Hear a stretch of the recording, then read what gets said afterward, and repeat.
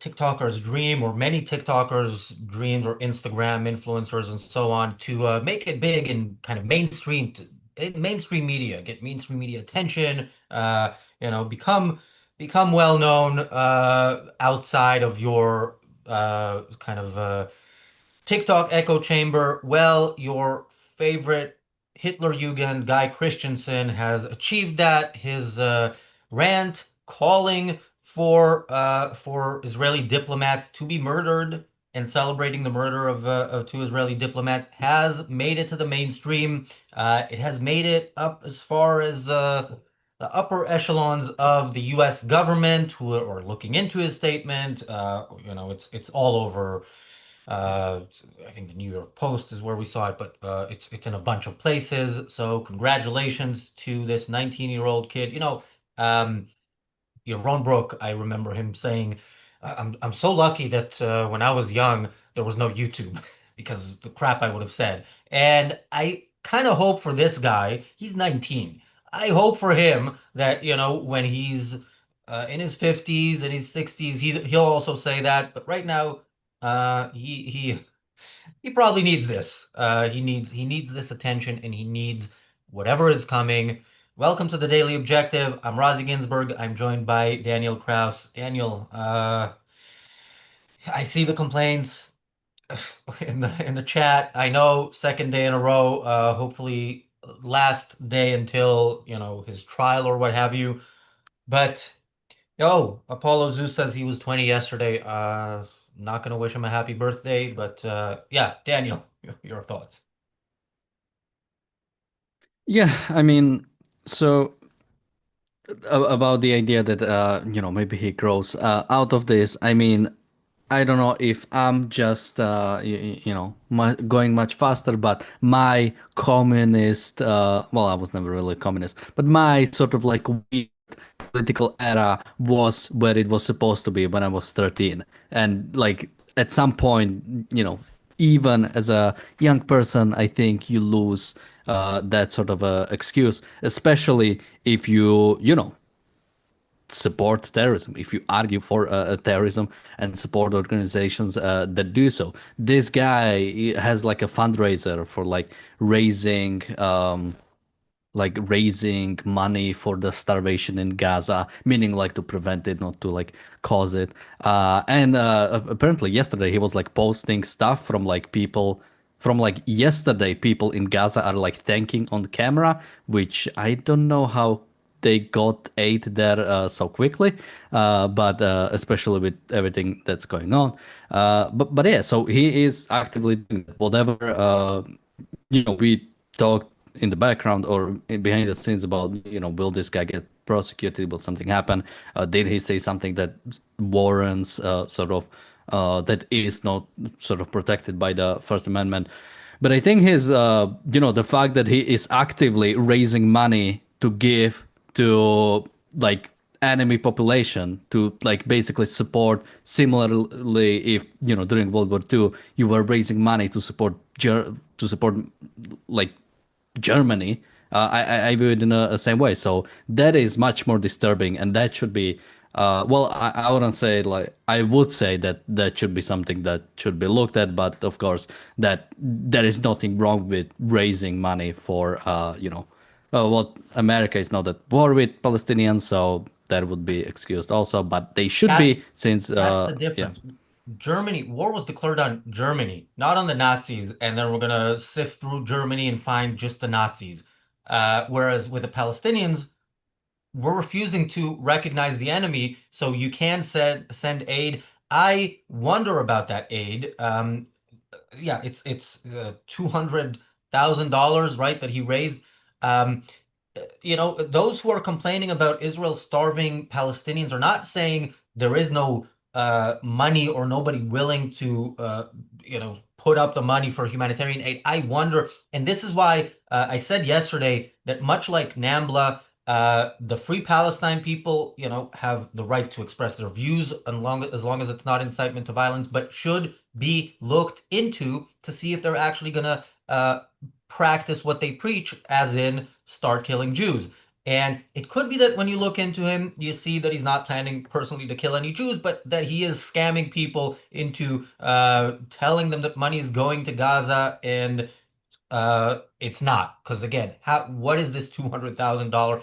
How is that gonna break Israel's blockade, which of course is non-existent? Thank you, Jonathan, for the super chat. Thank you, Equal to Reality, for the super chat. Equal to Reality says, seriously, screw that guy. Absolutely, I agree. Metaphorically. Thank you, Bonnie, for the super chat. Thank you, Jonathan, for the super chat. Jonathan says, uh, Dr. Peikoff once commented that the ecology movement is what hippies picked up after Vietnam. This is the next hippie cause for or hip cause for progressive youth. Yeah, yeah, absolutely. Yeah, I mean, you have this sort of, yesterday somebody said that this guy celebrated October 7th, and I made the joke, this guy didn't care about the issue before October 7th. And, I tried to look into his channel. I couldn't find any content on sort of like Israeli-Palestinian conflict before October 7th. Although, everybody has catalysts to start caring about something a bit more. And this is on par with, I think he was like anti-capitalist, he was a socialist before October 7th. So yeah, this kind of thing that it goes hand in hand, right? Like all of them have to agree on everything. You're never just like a socialist but you support Israel or you support Ukraine or you actually like America because it's preferable. No, it's all you're socialist, you're anti-American, you're pro-terrorist when it comes to Hamas. For some reason, you are also pro-Pakistani when the recent sort of escalation happened between India and Pakistan. They are like anti-American, anti-NATO on every single issue. Every single problem is caused by America. You have that sort of, it's almost like a caricature, right? So we can go into, he was sort of like interviewed by the New York Post, or at least he was like asked a few questions, so we can cover that. Uh, but yeah, well, one more thing that happened is he is like fully bought in, right? He originally posted his video where I haven't seen the original thing, but apparently he condemned this attack at first, and then took back his condemnation of this attack and basically supported it. He posted it on TikTok, it was taken down. He posted it again, it was taken down. He posted it again, and then he was banned. So he was very adamant in like wanting to let this be known. And I think sort of like rightfully so be banned, although I don't care about the way TikTok enforces their things since they banned us. And but yeah, yeah, I mean, anything you'd like to add? Yeah. So Paul replied to Jonathan's super chat saying, I wish they'd find a new cause.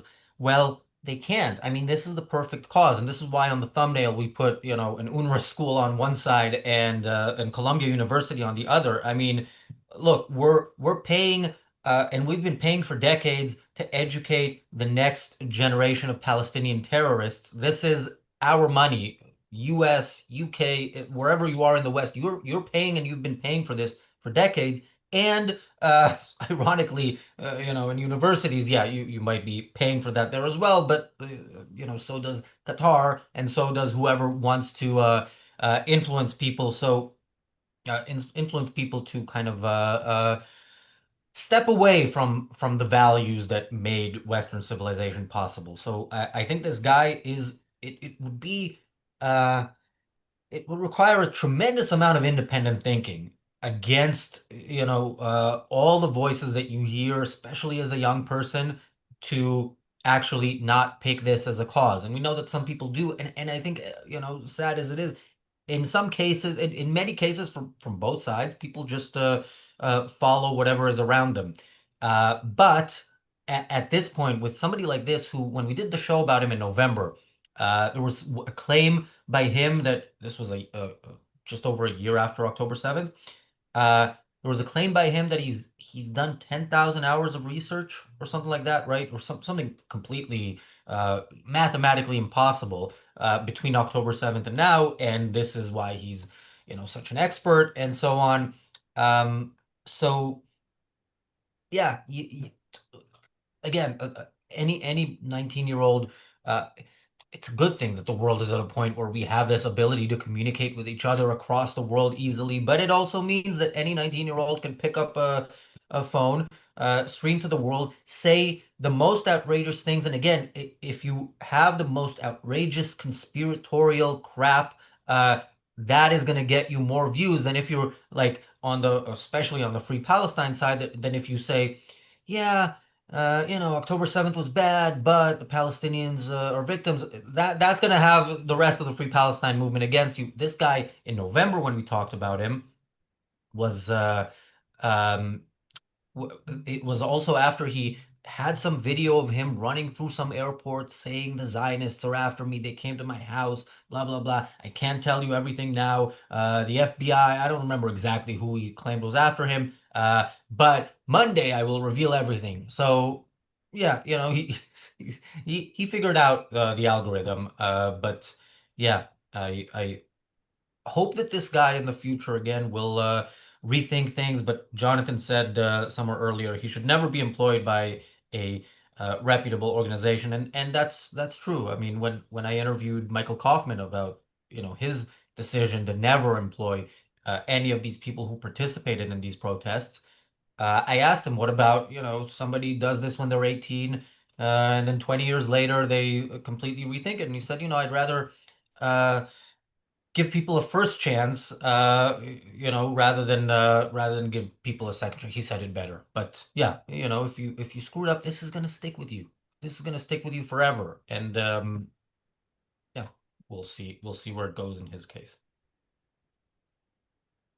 Yeah, I mean, you know, I think properly he most likely should be banned from anywhere. Again, it's not just about sort of like the ideas he spreads, what he supports. It's, he is giving more, raising money for this kind of BS. And he is continuing, like, he should be ostracized. And the fact that people are not, right? The fact that you can be at the most prestigious universities like Columbia, right? You can be at these universities, join these protests, and you are looked at as, you are the future of America. You are the future. I mean, how many Supreme Court justices are from Columbia? Isn't it like five or six? Well, now it might be a bit less. I remember the scenes from Suits, so I think it was like five then, but few of them got replaced since. But yeah, you have like these are sort of the future of America, and the idea that some of them would be, had the history of like joining these protests for like breaking rules, breaking laws in many cases, and in general, like these should be educated better. You should know something about the maybe not necessarily everything about Israeli-Palestinian conflict, but some like minimum sort of idea of what's going on, and the idea that, like this guy, 10,000 hours impossible within 1 year, but whatever. The fact that you are somebody who's like so educated on this issue, and you would come away after looking into Israeli-Palestinian conflict with the idea that like somehow Palestinians are the innocent ones here, or they are the ones who now deserve a state, or in any way they are or in any way that Israel is like oppressing, this is like ridiculous. Unless the only person you've read is like Finkelstein or something. But if you have like any sort of like at least decent understanding of history, somebody says maybe they got their sort of like Marxist history lesson. And I mean those two things go together, like yeah, so I mean, I don't know. Like my sort of like why I'm so disturbed with the things that are happening now is like the big problem is like how do we even get out of here?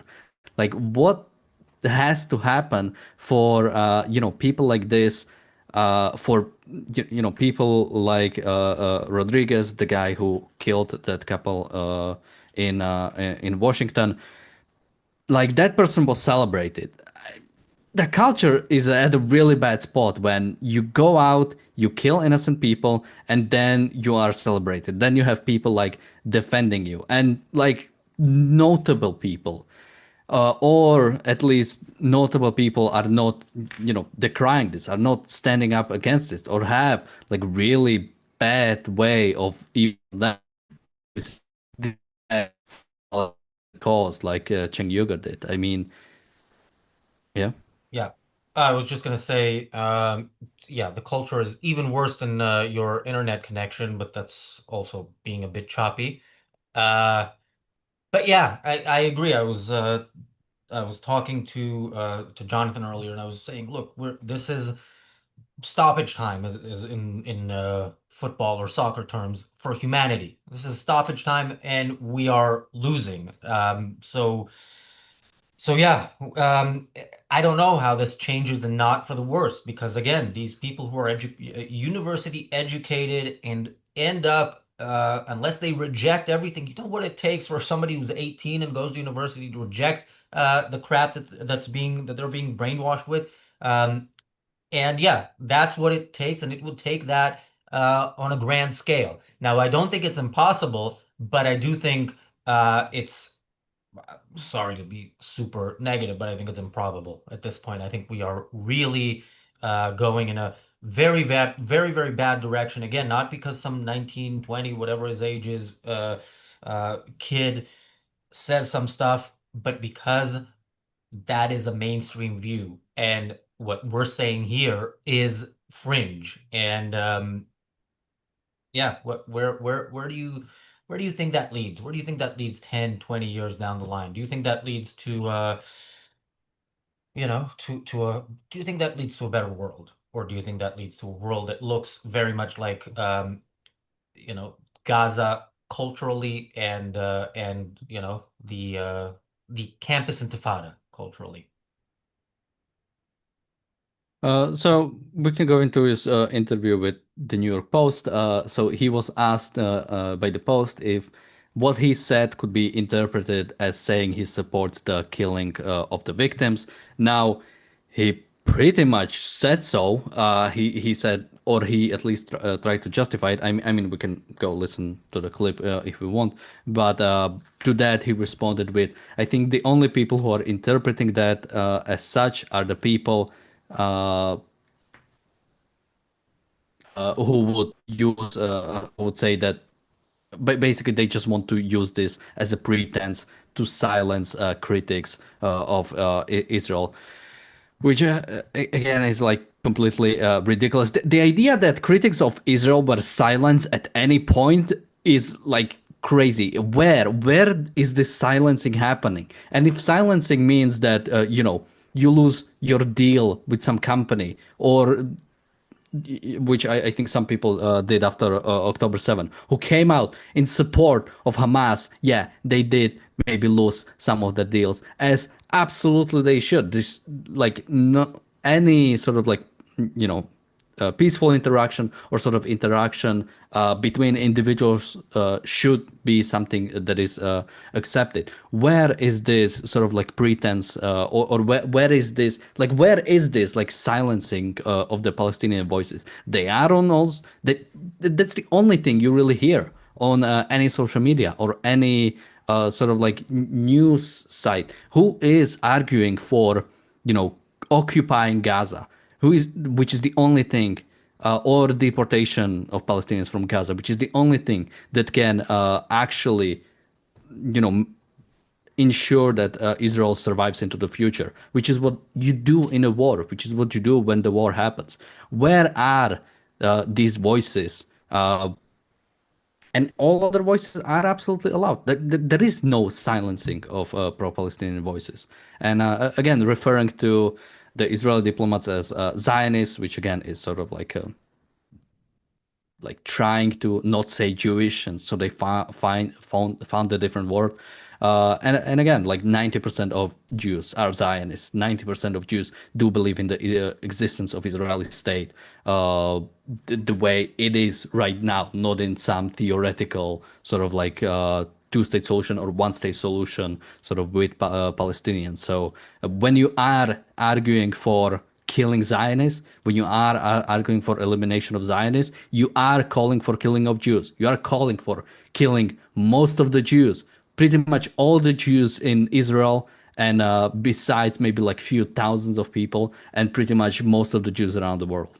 Yeah, and anti-Zionism is anti-Semitism, not because of the percentage of Jews that self-identify Zionists. It's because if your cause is that the one state in the Middle East that respects rights should be wiped off the map, that is the problem in the world, that there is this one rights respecting country in the Middle East that happens to be a Jewish country, a Jewish state, that is your issue, then yes, how else would you, what other reason would you possibly have other than that? And again, if you look at, oh, they stole the land, oh, okay, stole the land, then do that, be a white supremacist if you're in Europe and go to every minority and say you're stealing the land. I mean, that be consistent. So there's no way your issue will be Israel unless you are anti-Semitic. It just it doesn't compute.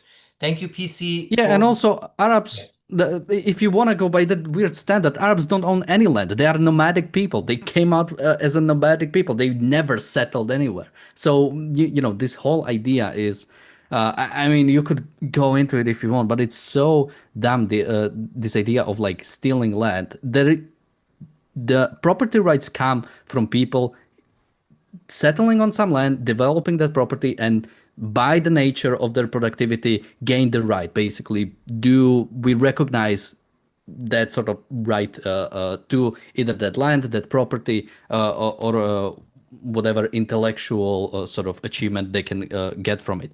Palestinians did nothing with the like most of the land that Jews settled in so-called Palestine was empty. Nobody was there. The rest of it was bought. Yeah, I mean, and again, where did the this like people who stealing left of the left land happen? voluntarily because their armies were going to kill all the Jews and it didn't work out. Yeah, I mean, come on, but that's the problem. That's the problem with trying to reason with these people because they're not about reason. They're about killing the Jews, and they will fit in some stuff, because they're technically human. They would fit in some elements of something that sounds like an intellectual argument, but it's not. It's an emotional argument. They hate Jews. They want Jews dead. And this is where, Jews are basically so many of them live and you can do it easily and they have their own state. So thank you, PC, for the super chat. PC says, hello from a two, Brazi. I joined pro-Israel group in Brighton today. Wow, that's it's good to know that it's okay to be pro-Israel in Brighton. Yeah, Guy Christensen kind of looks like he might be from Brighton. Thank you, Apollo Zeus, for the super chat. Apollo Zeus says, how much pull or danger does he possess? Look, he has an audience and people believe that shit. And he says, I did 10,000 hours of research, and people do the math like they do their own research, as in they don't. They'll listen to that. The kind of your average Free Palestine person listens to that, says, oh my God, this guy did 10,000 hours of research in the last couple of weeks. He must know everything he's talking about. And then they go out and maybe they just block the road, and maybe they do a bit more, and maybe they go shoot some Jews. Those are the possibilities. By the way, a couple of things that happened yesterday. One was a terrorist attack in Hamburg, which immediately on Twitter I saw a bunch of people saying false flag. Yeah, come on. I mean, look, you also have a bunch of people saying it's an Islamic terrorist attack before we know, which statistically makes sense to raise that possibility, but it's not a statistic. It's a human being doing this and for a reason, and we're gonna find out why. So let's not and even if it's not a Muslim, that doesn't mean that Islamic terrorism is not a problem. But the false flag thing, it's now going to be whenever Jews are murdered, whenever there's terrorist attacks, it can't possibly be Muslims behaving according to the Quran, behaving like the Prophet Muhammad, behaving like they do wherever they have power and wherever they're more consistent believers in their religion. So yeah, there's no reasoning with these people, which is why I always say, yeah, you need to talk to people who are. Uh, there's no point in talking to them. There's a point in talking to the people who don't really know and might just go along, even though that's bad enough. Another incident that happened yesterday was some people in Rotterdam, you may have seen this, were blocking the road. And there's a video that the pro-Palestine Twitterati were showing of a pro-Palestine person on a car. Now, if you look at what happened before that, they attacked the car. The person jumped on the car, and then the guy started driving because he doesn't know if he's going to be lynched. But yeah, they have no shame. I've Matthew Humphreys on one of our members groups posted the full video, and I went and like posted it as replies to a few of the people posting that, and of course that doesn't matter to them. Why would they care? Thank you, Jonathan, for the super chat. Jonathan says, please do yourself a favor and watch Miss Rand get asked about the Middle East and Israel on Donahue in the late 1970s. Absolutely. If you have that link, Daniel, we can post it in the chat. And thank you, Equal to Reality, who's been a member for 36 months. Equal to Reality says the sea squirt, apparently, when it finds a home, digests its own brain as it no longer needs it. It sounds like academia and these pro-Hamas people. Yeah, I saw you post that as well on Facebook. Loved it. Yeah, it's a good analogy. Parting thoughts, Daniel, and where can people find more from you? Well, when it comes to those, the environment, was it environmental protests or Palestine protests or whatever? Anything that happens on like public roads where like cars are actually riding, I need to see somebody actually running them over. Like this is unbelievable. Like you can't do this stuff. Like you can't like block public access. The problem with public road, there's already a problem with public roads itself. It should be all private. We should there is a problem. But even then, when there are private roads, it should mean that this is accessible by everybody, not that everybody owns it. And if you want to shut it down, that you can shut it down. Those people are absolutely, for me, it's no different than them like trying to block you, leaving your property. They are there, you know, I'm not gonna okay, don't kill those people. Maybe that's going too far. But absolutely, something like somebody will get hurt at some point, much more drastically, and there will be some backlash against it. But it's ridiculous the amount of things that these people are allowed. Like police should absolutely come in and take them out Yeah, as it's in not remove them. especially with the pro-Palestine people. And of course, absolutely, it's the police's job to remove everybody and, arrest them if they block the road, no matter what the cause is. If it's pro-Israel, you should still remove them. But in this case, they surround cars, and this is not the first time, and attack people. And you have a choice of maybe they'll lynch me, maybe they won't, maybe they behave, maybe they practice what they preach, because what they're preaching is genocidal ideology in the actual definition of the word genocide, not the redefinition that Ireland and Amnesty International want. So, yes, absolutely, you can drive through these crowds in such a situation like that video. And I don't know if you have that video, because we're talking about something that people may not have seen, but it is absolutely something that is justifiable. And I'm not just saying that because on a human level, I have zero sympathy for anybody who chants free Palestine, whatever happens to them. But no, I think this is absolutely, yeah, you don't have to sacrifice your own life or put it at risk because you happen to be going from point A to point B and somewhere in the middle, kill all the Jews people want to have their voices heard. Yeah, I mean, I'm trying to find like an own example of that protest ever happening. But when I was in Israel, there was the Haredi protest against the draft, which I could kind of see at least sort of like good reasons to support. Obviously, you don't want to get drafted, and they were like blocking roads. And it's like you had even some Haredis going around and saying, "Guys, don't do this. This is insane. What the hell? You're like blocking like two trains for like all the cars around it because it was like a huge intersection. That's not the way you know support anything by violating the rights of other people." Um, what else? Oh, I earlier wanted to mention because we talked about how, you know, everything now is a false flag. They were doing this from the start, right? All the deaths that happened on October 7th, that's Hannibal directive. Hamas didn't kill anybody. It's all just IDF killing their own. So we've seen that before, and we'll definitely see it in the future because, yeah, these evil Jews are, you know, will kill their own for propaganda. Uh, just the point earlier when I said that I think it's, probable that uh, things will end badly. Bonnie mentioned, I can't find it now, but Bonnie said, we're fighting against it here, and that's true. And I we will absolutely keep fighting. And saying I think eventually we're probably going to lose is is not very inspiring. It's not good for fundraising. It's not good for many things, but it is the truth. Now, does that mean I'm gonna give up? No, I expect to die fighting. But again, there was nothing.